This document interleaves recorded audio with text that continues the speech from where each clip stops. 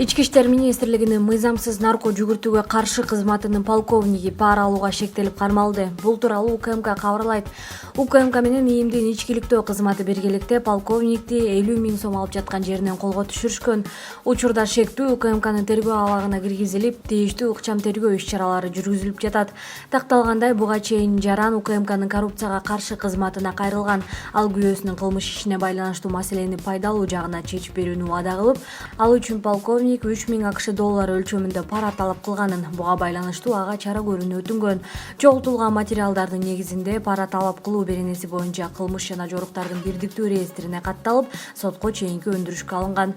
Билдирүүдө айтылгандай, кармоо учурунда шектүү качууга аракет кылып, арызданган АМД унаасы менен бастырып кеткен.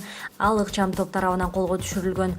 Жабырлануучу ооруканага жеткирилген, абалы туруктуу экени айтылат. Биздин каналга жазылып, акыркы жана маанилүү жаңылыктар менен камсыз болуңуздар.